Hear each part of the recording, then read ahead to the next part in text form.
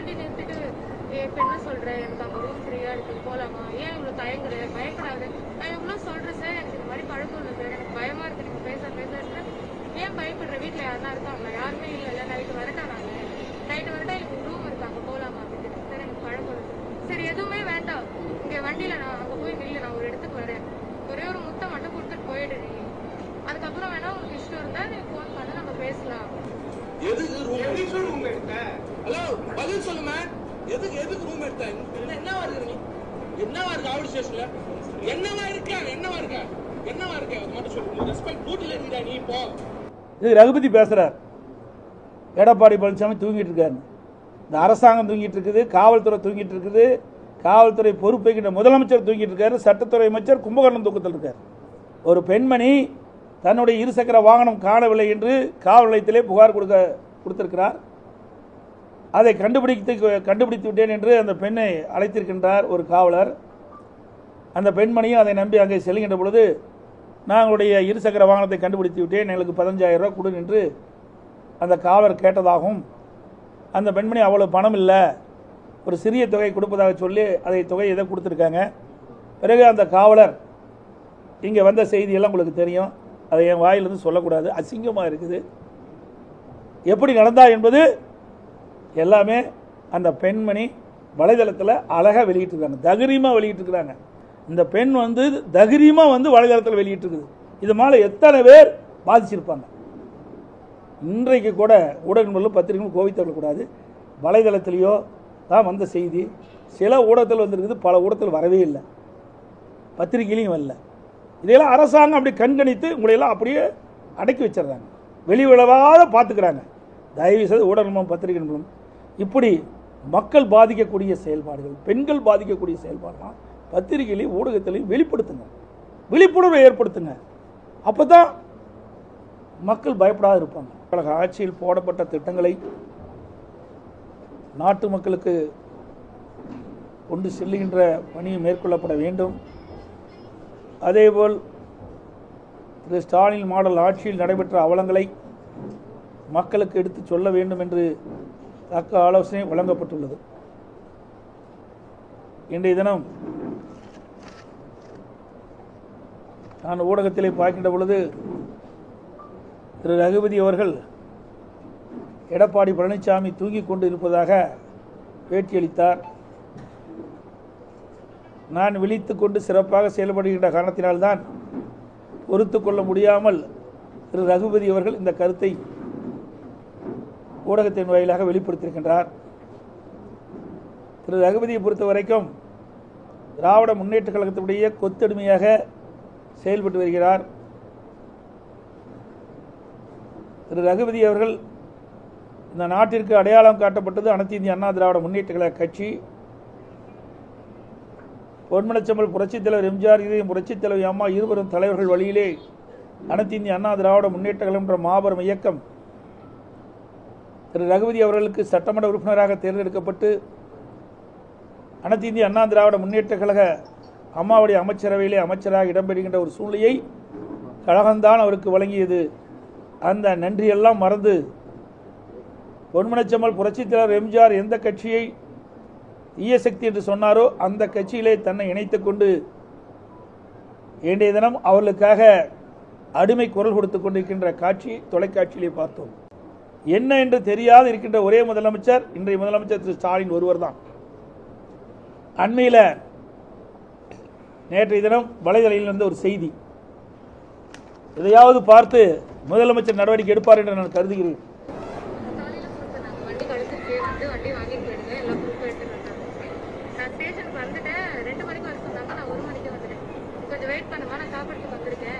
அப்படின்னு சொன்னதுனால நான் வெயிட் பண்ணிட்டு இருந்தேன். அங்கே வந்தார், ஒரு இன்டர்வியூ கேட்டுட்டு வந்ததுக்கப்புறம் இல்லை இந்த மாதிரி செலவு ஆகும், இவ்வளோ தூரம் வண்டி உனக்காக தான் கஷ்டப்பட்டு தேடி கண்டுபிடிச்சிருக்கோம், ஒரு 15,000 ரூபாய் கேட்கலாம், என்னால் அவ்வளோலாம் முடியாது சார் அப்படின்னு சொன்னதுக்கு பேசிட்டு 5,000 ரூபா கொண்டு வந்தேன். இன்னைக்கு நான் 2,000 ரூபா பே பண்ணிட்டேன். சசிகுமார், நான் இன்னைக்கு 2,000 ரூபா பே பண்ணிடுறேன், நாளைக்கு 3,000 அந்த மாதிரி கொடுத்துட்றேன் சார் அப்படின்னு. இங்கே வேண்டாம், ஒரு இடத்துல போய் வாங்கிட்டேன்னு சொல்லிட்டு ஒரு இடத்துக்கு கூட்டிகிட்டு போனாரு. அங்கே 2,000 ரூபா கொடுத்துட்டேன். அதுக்கப்புறம் சரிங்க சார் நான் வண்டி வாங்கிக்கிறேன்னு சொல்லும்போது ஒரு நிமிஷம் நில்லு, நான் உங்ககிட்ட கொஞ்சம் பேசணும், எதனா சொன்னால் தப்பா நினச்சிக்க மாட்டேன். இல்லை சார் பரவாயில்ல, இவ்வளோ ஹெல்ப் பண்ணியிருக்கீங்க, சொல்லுங்கள் சார், இந்த மாதிரி நீ நீ பார்த்தப்பவே உன் மேலே எனக்கு ஆசை வந்துச்சு, ஆசையாக இருக்குது, எனக்கு கால் பண்ணுறியா எப்படி சொல்லு அப்படின்னு. சார் நான் கால் பண்ணுறேன் சார், வண்டி நீங்கள் தேடி கண்டுபிடிச்சிருக்கீங்க, அதுக்காக தான் வந்திருக்கேன். நான் ஸ்டேஷன் வாங்க போய் பேசிக்கலான்ட்டு ஸ்டேஷன் கூப்பிட்டு வந்துட்டேன். கம்ப்ளைண்ட் அது நான் ஓகே எல்லாம் முடிஞ்சிச்சுன்னு எழுதிட்டு இருக்கும்போதெல்லாம் நீ என்ன இன்னும் எனக்கு பதில் சொல்லலைன்னு கேட்டுகிட்டே இருந்தார். அதுக்கப்புறம் வண்டி ஸ்டார்ட் பண்ணும்போது ஓகே நான் கிளம்பிட்டேன் அப்படிங்கும்போது வண்டி நிறுத்திட்டு இப்போ என்ன சொல்கிறேன், எனக்கு அங்கே ரூம் ஃப்ரீயாக இருக்குது போகலாமா, ஏன் இவ்வளோ பயப்படாது, நான் எவ்வளோ சொல்கிறேன் சார், எனக்கு இந்த மாதிரி பழக்கம் இல்லை சார், எனக்கு பயமாக இருக்குது நீங்கள் பேச ஏன் பயப்படுற, வீட்டில் யாருனா இருக்காங்களா, யாருமே இல்லைல்ல, நைட்டு வரட்டா எனக்கு ரூம் இருக்காங்க போகலாமா அப்படின்னு. சார் எனக்கு பழக்கம் இல்லை சார். சரி எதுவுமே வேண்டாம், இங்கே வண்டியில் நான் அங்கே போய் நில்லு, நான் ஒரு இடத்துக்கு வரேன், ஒரே ஒரு முட்டை மட்டும் கொடுத்துட்டு போயிடு நீ, அதுக்கப்புறம் வேணா உங்களுக்கு இஷ்டம் இருந்தால் நீ ஃபோன் பண்ண நம்ம பேசலாம் அப்படின்னு சொல்லிட்டே இருந்தாரு. சரி நான் அது வரைக்கும் நான் வேணாம்னு சொல்லிட்டு இருந்தேன். ஒரு இடத்துல வெயிட் பண்ணாரு. சரி இதுக்கு மேலே விட வேணாம்னு சொல்லிட்டு எங்கள் அண்ணன் கூடவே தான் இருந்தான், ஆனால் யாரும் தெரியாத மாதிரி இருந்தான். அங்கே வர வச்சு நான் வந்து ஓகேவே பண்ணல, இருந்தாலுமே அவர் ஃபோன் பண்ணி எங்கள் ரெக்கார்ட் ஃபோன் பண்ணி அங்கே ரூம் புக் பண்ணிட்டேன், இங்கே தான் அங்கே வந்துடு அப்படின்னு சொல்லிட்டு. சரி நானும் அவருக்கு ஏற்ற மாதிரி பேசி வந்துட்டு எல்லாமே குடிச்சிட்டாங்க. அண்ணன் எல்லாம் பின்னாடி வந்து எல்லாம் குடிச்சு இப்போ கம்ப்ளைண்ட் கொடுக்கறதுக்கு போயிட்டு இருக்காங்க. யார் பேசுறதுமா, அவர் பேர் என்ன, அவர் என்ன? சசிகுமார். இதுக்கு அடுத்தது ஹோட்டல் போடு. இந்த ஹோட்டல் நடந்த செய்தி. பேர் என்ன? இல்லடா நீ ஐடி கார்டு. ஹலோ எதுக்கு ரூம் எதுக்கு எடுத்தீங்க? யார் இரு, நீ உட்காரு. எதுக்கு ரூம் எடுத்தீங்க? இப்போ ரூம் எடுத்தீங்க எதுக்கு ரூமு? ஹலோ எதுக்கு ரூமு? டியூட்டில இருக்கா நீ? டியூட்டில இருக்கான்னு அவரு எதுக்கு ரூம் எடுத்த? ஹலோ பதில் சொல்லுமா, எதுக்கு ரூம் எடுத்த? என்னவா இருக்கு நீ? என்னவா இருக்கு ஆவடி ஸ்டேஷன்ல? என்னவா இருக்க அது மட்டும் சொல்லு. ரெஸ்பெக்ட் டியூட்டில இருக்கா நீ இப்போ? இல்ல எதுவா இருக்கிற இப்போ? அங்க எதுவா இருக்கிற நீ? எதுவா இருக்குன்னு அவரு சும்மா சாரி போலீஸ்னு சொல்லிட்டு பாருங்க. நீ நடக்கிற விஷயமே வேற. இங்க என்னவா இருக்கிறாங்க? என்னவா இருக்கியா நீ அங்க?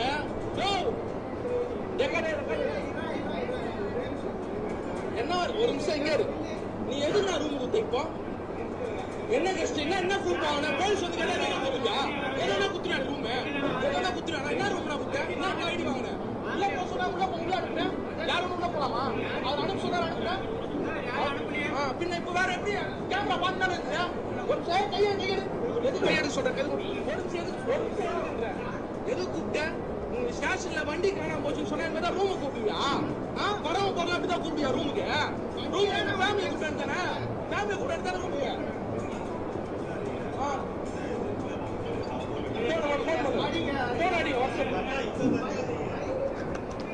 இந்த அளவுக்கு சட்ட ஒழுங்கு தமிழகத்தில் கெட்டு குட்டிச்சோராகி நாசமாகி போச்சு. இது ரகுபதி பேசுகிறார்.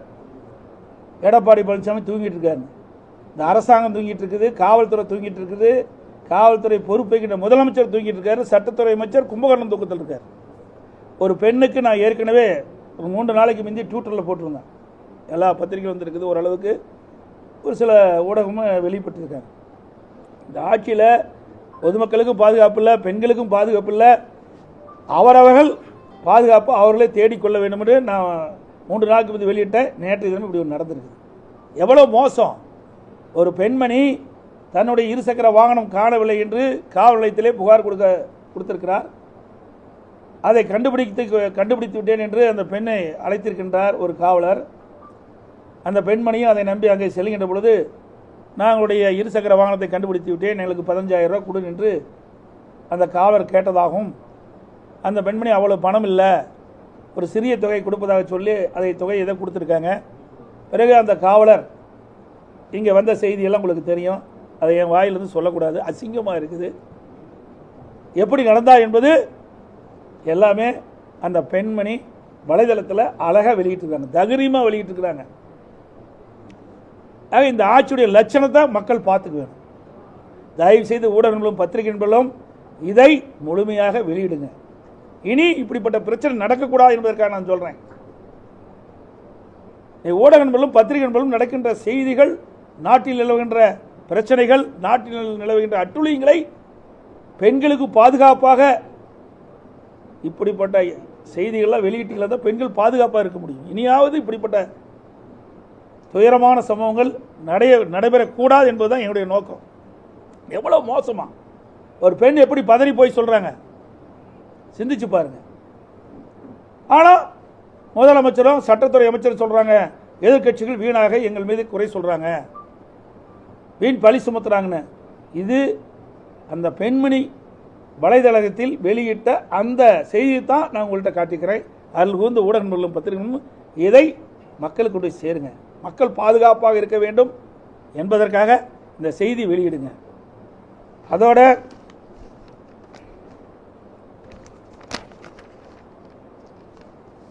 நான் ஏற்கனவே டெல்லி சென்று உள்துறை அமைச்சரை சந்தித்த பொழுது தமிழ்நாட்டிற்கு தேவையான நிதி பல துறைகள் வராமல் நிலுவையில் இருக்கின்றது, அதை விடுவிக்க வேண்டும் என்று கோரிக்கை மனு கொடுத்தோம். நானும் நாடாளுமன்ற மூத்த கட்சி நிர்வாகிகளும் சென்று உள்துறை அமைச்சர் அவர்களை அவர் இல்லத்திலே சந்தித்து கோரிக்கை மனு அளித்தோம். அதன் அடிப்படையிலே 100 நாள் வேலை திட்டத்திற்கு தேவையான நிதியை ஒதுக்கீடு செய்திருக்கிறார்.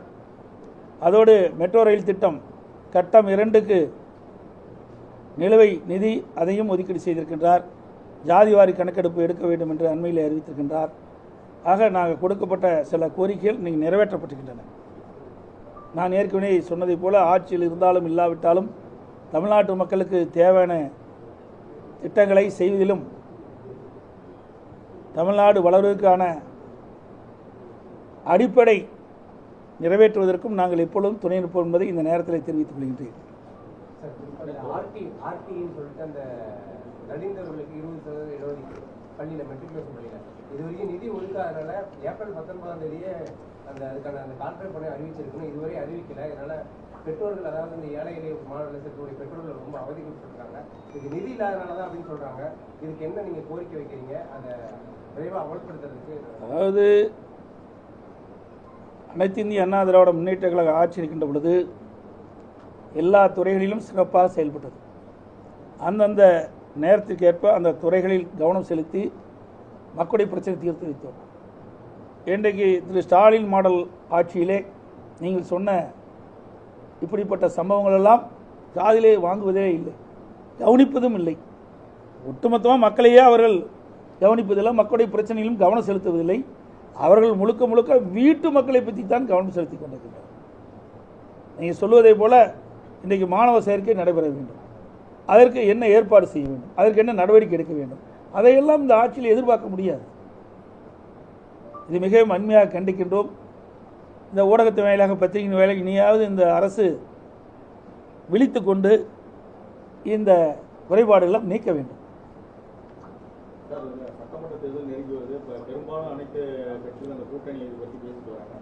நீங்கள் அடுத்த கட்ட உங்களுடைய நாங்கள் தான் கூட்டணி பேச்சுவார்த்தை ஆரம்பித்து முதல்ல பாரதிய ஜனதா கட்சியோட எங்கள் கூட்டணி அமைக்கப்பட்டுகின்றன. இன்னும் 9 மாத காலம் தேர்தலுக்கு நாட்கள் இருக்கின்றன. 9 மாத காலத்திற்குள் இன்னும் பல கட்சிகள் எங்கள் கூட்டணியில் இணையும் என்பதை தெரிவித்துக் கொள்கிறேன். ஆனால் இந்த தேமுதிக சார்பில் எல்கே சுந்தீஷ் கூட சொல்றாரு, எங்களுக்கு அந்த மாநிலங்களவையில் ஒரு சீட்டு தரேன்னு சொன்னாங்க, அதனால தான் நான் தேர்தலில் அதை பற்றி பின்பு தெளிவாக உங்களுக்கு பத்திரிகையாளர் ஊடகங்களுக்கு தெரிவிக்கப்படும். அரசு துறையில் அவுட் சோர்சிங் அதிகமாயிட்டு இருக்கு. இல்லை அரசு வேலைக்கு வரவங்க எண்ணிக்கையும் குறைஞ்சிட்டு இருக்கு. எப்படி பார்க்குறீங்க? இப்போ 150 ஜியோட அதிகமாக இன்க்ரிமெண்ட் பண்ணிட்டு இருக்காங்க. குறிப்பாக அந்த காவலர்கள், ஓய்வு உள்ளிட்ட பணியிடங்களுக்கான 8வது வகுப்பு அதாவது கீழே இருக்கிறதெல்லாம் ஒப்பந்தம் பண்ணிக்க மாட்டேங்குது. 2021 சட்டமன்ற பொதுத் தேர்தலின் போது திராவிட முன்னேற்ற கழக தேர்தல் அறிக்கையில் குறிப்பிட்டிருக்கிறாங்க. இன்றைய முதலமைச்சர் அன்றைய எதிர்க்கட்சி தலைவராக இருக்கின்ற பொழுது திராவிட முன்னேற்ற கழக சார்பாக தேர்தல் அறிக்கை வெளியிட்டார். அதில் குறிப்பிட்டிருக்கிறாங்க, அரசு காலி பணியிடங்கள் 3 லட்சம், அரசு சார்ந்த துறையினுடைய காலி பணியிடங்கள் 2 லட்சம், மொத்தம் 5.5 லட்சம் பணியிடங்கள் காலியாக இருப்பதாக தெரிவித்திருக்கின்றார்கள். திராவிட முன்னேற்ற கழகம் ஆட்சி பொறுப்பேற்றவுடன் காலி பணியிடங்கள், அரசு காலி பணியிடங்களும் மற்றும் அரசு சார்ந்த துறையினுடைய காலி பணியிடங்களும் முழுமையாக நிரப்பப்படும் என்ற செய்தியை அவருடைய தேர்தல் அறிக்கையிலே வெளியிட்டார்கள். ஆட்சி பொறுப்பேற்று 4 ஆண்டுகள் நிறைவு செய்து 5வது ஆண்டு அடியெடுத்து வைத்து விட்டது. இந்த 4 ஆண்டுகளில் திராவிட முன்னேற்ற கழக ஆட்சியில் அரசு பணியிடங்கள் சுமார் 50,000 பணியிடங்கள் நிரப்பப்பட்டதாக அண்மையில் நடைபெற்ற மானிய கோரிக்கையிலே தெரிவிக்கப்பட்டிருக்கிறது. அதே போல அரசு சார்ந்த பணியிடங்கள் சுமார் 28,000 பணியிடங்கள் நிரப்பப்பட்டதாக தெரிவித்திருக்கிறார்கள். ஆக மொத்தம் அரசு காலி பணியிடங்கள், அரசு சார்ந்த காலி பணியிடங்கள், அரசு துறை சார்ந்த காலி பணியிடங்கள் மொத்தம் சுமார் 78,000 பணியிடங்கள் நிரப்பப்பட்டதாக அவர்கள் அந்த மானிய கோரிக்கையின் போது பதிலளித்திருக்கிறார்கள், வெளியிட்டிருக்கிறார்கள்.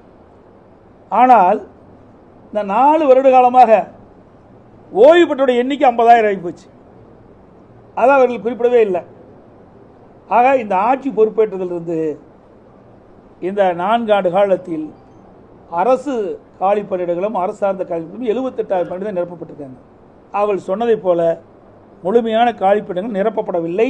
இந்த 4 ஆண்டுகளில் ஏற்பட்ட அரசு ஏற்பட்ட காலி பணியிடங்களும் நிரப்பப்படவில்லை.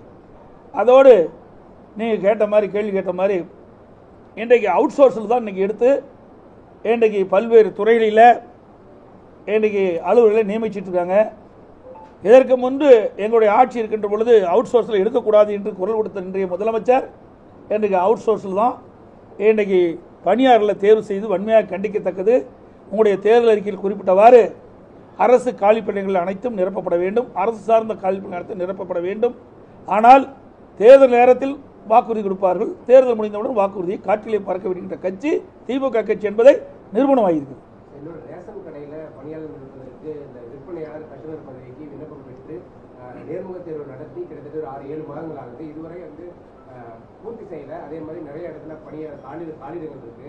இதனால முறையாக பணி வழங்குவது குற்றச்சாட்டு இருக்கு. இதை எப்படி பார்த்துருக்கு? அதாவது பொது விநியோக திட்டம் என்பது முக்கியமான திட்டம். இன்றைக்கு ஏழை எளிய மக்கள், நடுத்தர மக்கள் இந்த பொது விநியோக திட்டத்தின் மூலமாகத்தான் இந்த அத்தியாவசிய பொருட்களை வாங்குறாங்க. இதில் பணியாளர்கள் அவ்வப்போது காலி இடமாகின்ற பொழுது அதை நிரப்பப்பட வேண்டும். புதிய ரேஷன் கடைகள் திறக்கின்ற பொழுதும் அதற்கு தேக்க பணியாளர்கள் நிமித்த வேண்டும். ஆனால் இந்த அரசாங்கம் தான் எதை பற்றி கவலைப்படுறது இல்லையா? மக்களை பற்றி கவலைப்படாத ஒரே அரசாங்கம் திமுக அரசாங்கம் தான்.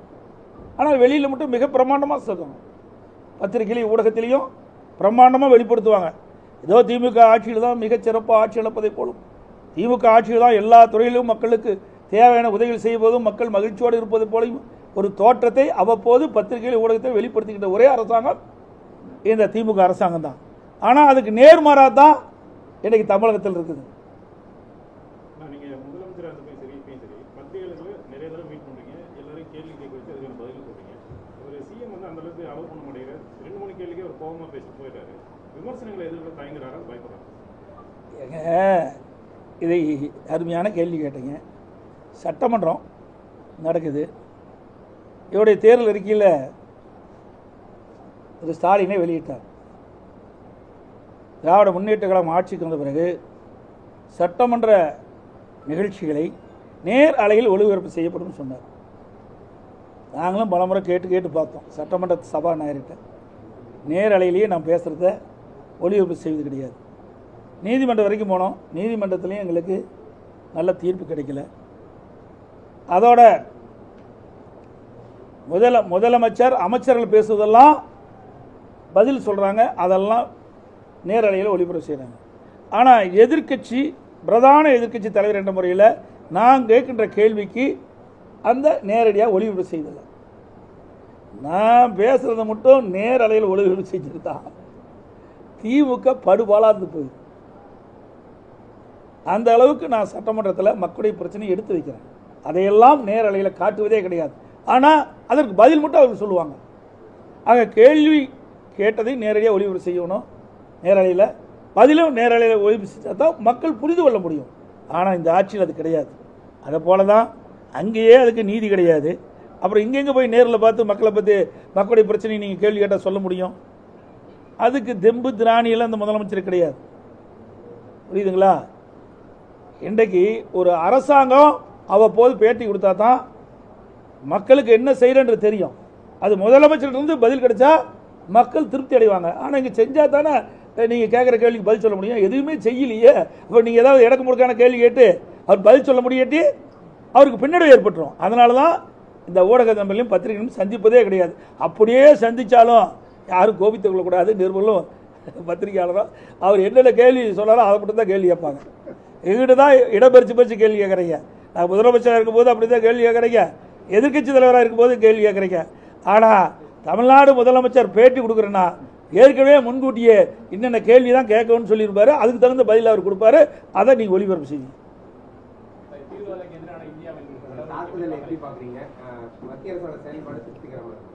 அதாவது பஹல்காம் நடைபெற்ற சம்பவம் ஒட்டுமொத்த இந்தியாவே அதிர்ச்சிக்குள்ளாகிவிட்டது.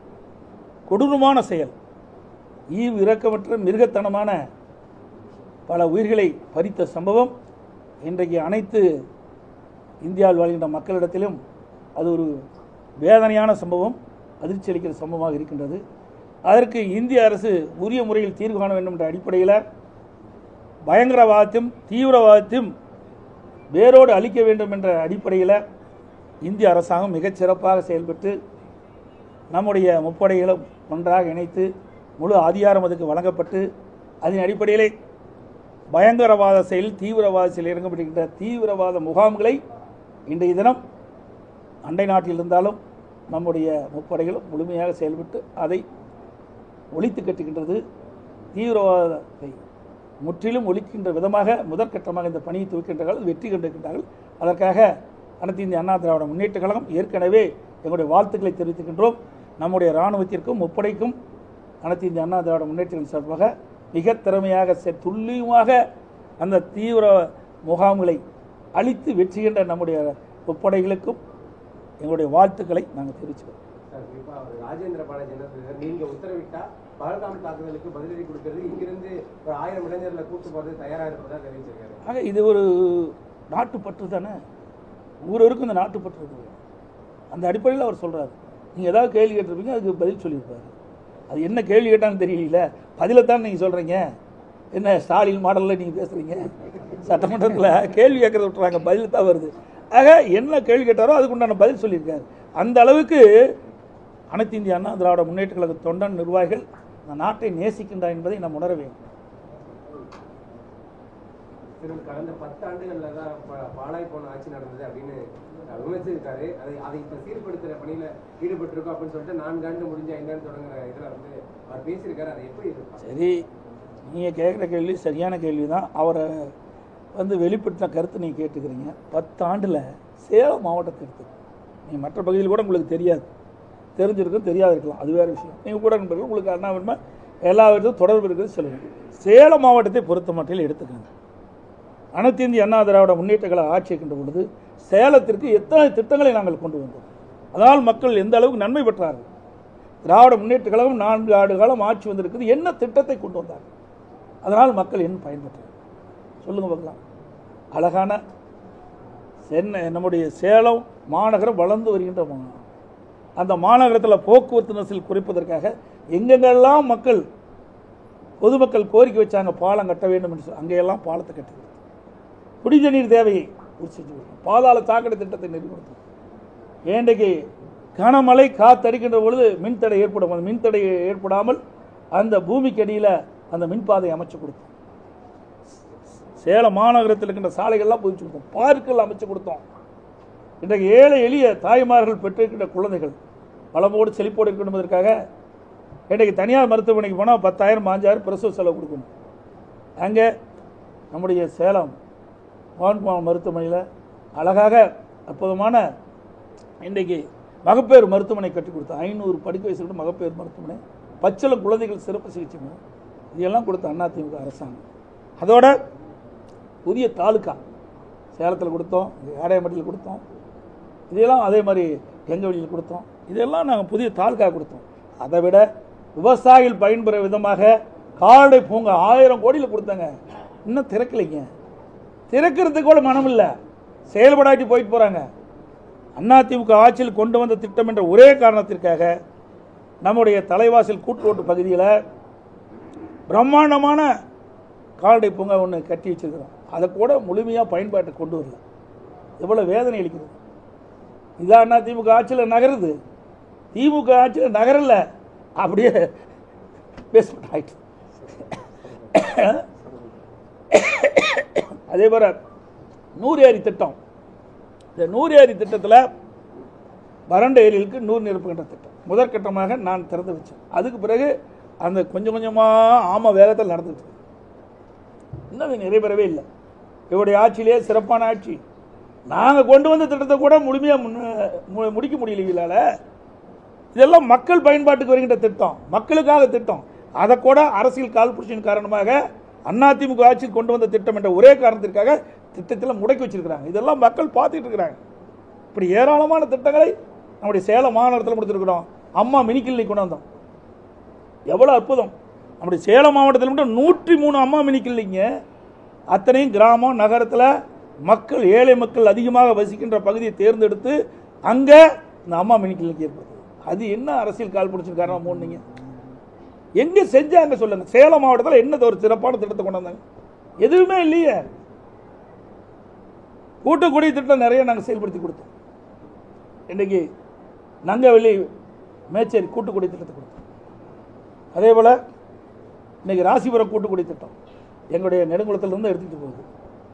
அதே போல் இளம்பலை கூட்டுக்குடி திட்டம், பல கூட்டுக்குடி திட்டத்தை கொண்டு வந்து நிறைவேற்றி கொடுத்துக்கிறோம். இப்படி மக்களுக்கு தேவையான அடிப்படை வசதி முழுவதையும் அதிமுக ஆட்சி நிறைவேற்றப்பட்டது. திராவிட முன்னேற்ற கழக ஆட்சிக்கு வந்த பிறகு என்ன ஒரு பெரிய திட்டத்தை கொண்டு வந்த தமிழகத்துக்கு சொல்லுங்க பார்க்கலாம்.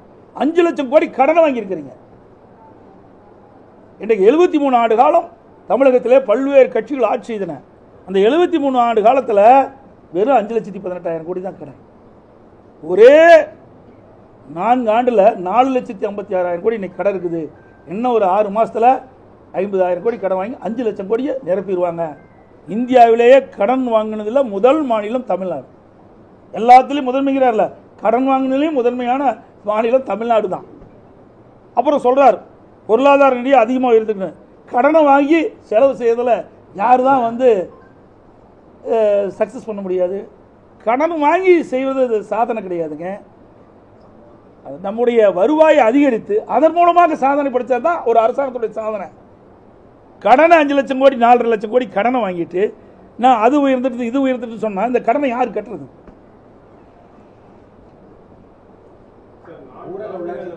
4 ஆண்டுகள் ஆட்சி வந்து வெறும் ட்ரைலர் தான். வெர்ஷன் 2.2 இனிமேட்டு தான் இருக்குன்னு சொல்லியிருக்காங்க. ஆகா, இந்த 4 ஆண்டுலேயே மக்கள் படாத பாடுபடுறாங்க. ட்ரெயில் போட்டாலும் வச்சுக்க, மக்கள் இருக்கிற இடம் தெரியாத போயிடுவாங்க. 4 ஆண்டில் மக்கள் படிக்கிற துன்பங்கள் வேதனைகள் எவ்வளவு என்பதை நம்ம அத்தனை பேர் உணர்ந்துருக்கிறோம். என்ன பண்ண உங்களை காட்டல பேடில் என்ன படாத பாடுபடுறது ஒரு பெண்ணு. சிந்திச்சு பாருங்க. இந்த பெண் வந்து தைரியமாக வந்து வலைதளத்தில் வெளியிட்டு இருக்குது. இது மேலே எத்தனை பேர் பாதிச்சிருப்பாங்க. இன்றைக்கு கூட ஊடகங்களும் பத்திரிகைகளும் கோவித்தவர்களக்கூடாது. வலைதளத்திலேயோ தான் வந்த செய்தி சில ஊடகத்தில் வந்துருக்குது, பல ஊடகத்தில் வரவே இல்லை, பத்திரிகையிலையும் வரல.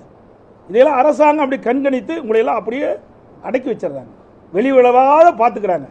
தயவு செய்து ஊடகமும் பத்திரிகைகளும் இப்படி மக்கள் பாதிக்கக்கூடிய செயல்பாடுகள், பெண்கள் பாதிக்கக்கூடிய செயல்பாடுலாம் பத்திரிகையிலையும் ஊடகத்திலையும் வெளிப்படுத்துங்க, விழிப்புணர்வை ஏற்படுத்துங்க.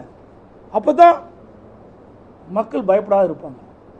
இந்த ஊடகத்தையும் பத்திரிகையும் தான் அந்த மக்கள் நம்பிட்டு இருக்காங்க. அந்த பெண் கூட என்ன சொல்லுது?